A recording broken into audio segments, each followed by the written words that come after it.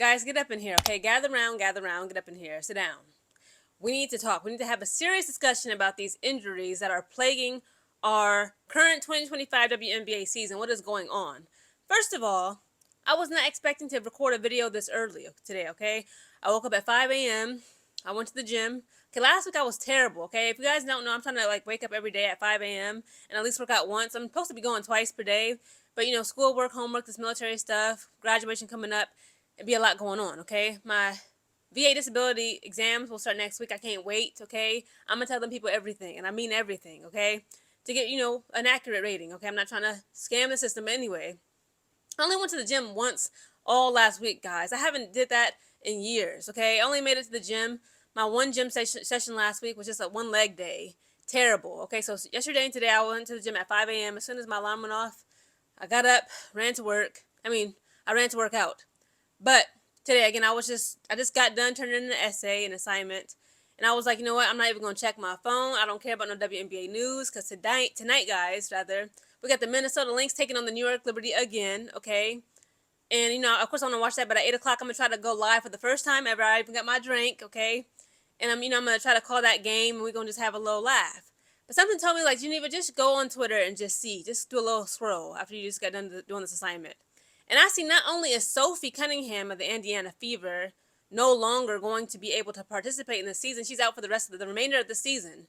Also, Li Yueru, okay, of the Dallas Wings, she's also out for the remainder of the season.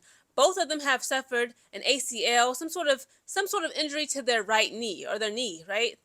And this is just it's just so unfortunate that this just keeps on continuing to happen. So again, guys, I follow the Underdog WNBA account on Twitter. Okay, it's a very good account with very good, accurate information. Constantly posting updates for both the WNBA and NBA. I almost said CBA, the NBA. And they just posted an hour ago and 38 minutes ago. One, Sophie Cunningham is to miss the rest of the season with right knee injury, okay? Because, again, this was Sunday. We saw the Connecticut Sun take on the Indiana Fever up there in Uncasville, Connecticut. I believe in the second quarter, we see Sophie Cunningham. She only played a total of 10 minutes, okay? She gets injured somewhat. She did make contact with Bria Hartley.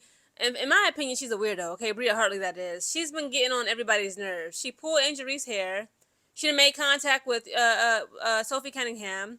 Okay, now causing this right, I'm not saying she's the cause of the right knee injury. I'm just saying she was a participant, okay? And of course, just last week when it was my Chicago Sky going up against Bria Hartley. Yeah, they was going up against Bria Hartley, but mainly Chicago Sky taking on the Connecticut Sun. Bria Hartley, Rebecca Allen, and even Ariel Atkins all got ejected out of the game because Bria Hartley wanted to start some mess with Rebecca Allen. And Rebecca Allen was falling down, so she was kind of grabbing on, Bria Hartley's jersey. That's a trigger response, okay? That's a trauma response. You don't want to fall and smack your head. So again, Rebecca Allen just reached out and grabbed Bria Hartley's jersey. Bria Hartley pushed her down even further and was standing over her talking crazy. So and we see Ariel Atkins rush in to defend Rebecca Allen, and then that's when they all got ejected, okay? Thanks to Bria Hartley. So again, just this past Sunday, the Connecticut Sun, they was doing the Indiana Fever in, okay? They was doing them girls, but they came up strong. Indiana Fever, thanks to Kelsey Mitchell, she came back stronger and better than ever. Okay, Leah Boston, everybody, and defeated the Connecticut Sun. But in that game, Sophie Cunningham only played for 10 minutes. In the second quarter, we see her make that contact with Bria Hartley, and also, of course, the impact of the court. And she had a right knee injury. And also, of course, on the Underdog WNBA account on Twitter, they posted that Li Yueru is to miss the rest of the season with left ACL sprain per at the coach Melissa.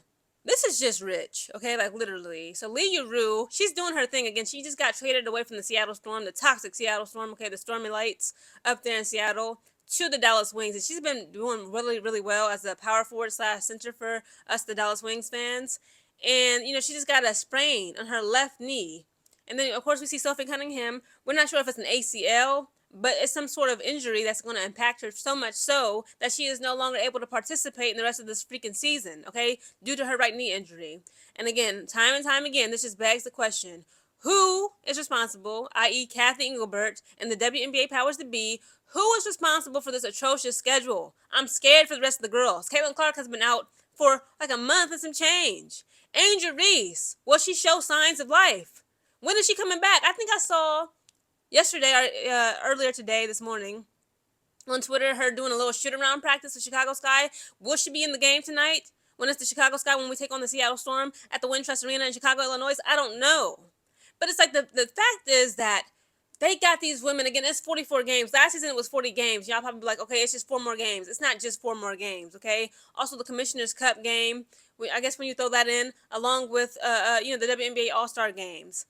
These women are not being able to recover and protect themselves, their bodies, from performing at such a high pace and a high intensity back to back to back to back. The WNBA is about 6 months long. You can't spread out 44 games between 13 teams in 6 months so that you can protect the players and also keep us entertained. Because what entertainment are we going to get when yesterday there was 0 games being played and today there's like a bunch of them?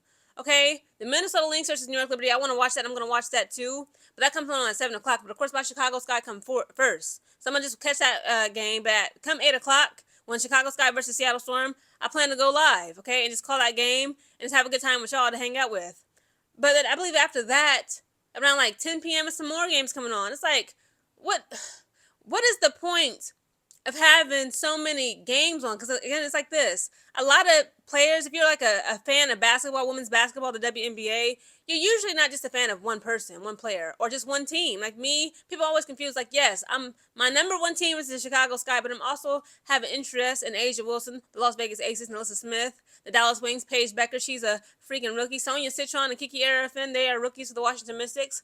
Seattle Storm and Phoenix Mercury, I don't really care for, but, just because of Alyssa Thomas and DeWanna Bonner or on the Phoenix Mercury, I might try to catch that game. But if it's on for when a Dallas Wings game is on, the Minnesota Lynx is on, my Chicago Sky, the Vegas Aces is on, I'm not going to, really be interested in a Seattle Storm or Phoenix Mercury game. And, of course, I don't like New York Liberty. So if they ain't playing, one of my teams, they don't exist to me. And it's just what it is. But, again, it's because they refuse to, evenly spread out these games, we are seeing these players suffer. We're still in the regular season. We still got about 3, almost 4 weeks left of the regular season until playoffs. Will we even have players for the playoffs? Because during that Connecticut Sun game, when we went up against the Chicago Sky went up against the Connecticut Sun, and Bria Hartley being a weirdo, being a passive-aggressive weirdo, caused all those 3 ejections, we were only down to 8 players for the Chicago Sky. Angel Reese has been injured. Ariel Atkins, we just got her back.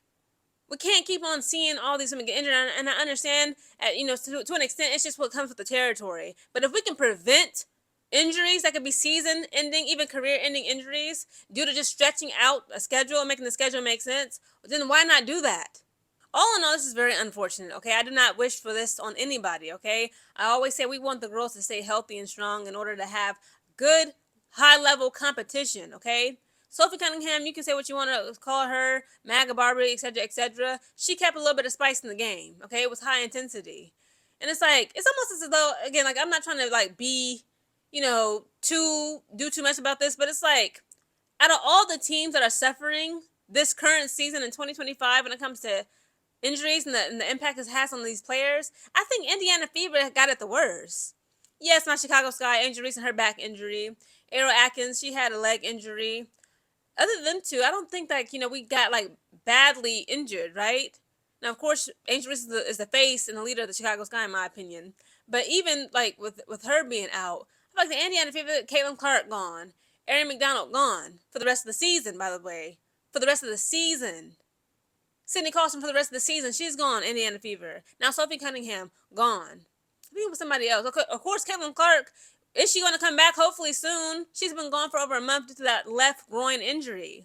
It seems as though a curse is over the freaking Indiana Fever. And not just the Indiana Fever. At this point, we can say it's a curse over the league. Even people online are saying this season in comparison to last season in 2024, it just seemed like it's a dark cloud over the entire league. The injuries, the trades that don't make sense, the trades that do need to happen that would actually make sense, i.e. my Chicago Sky. Everybody was getting traded and getting sent here and getting acquired from this team, from this player or this team overseas, except for the Chicago Sky. We are just so broke and dusty.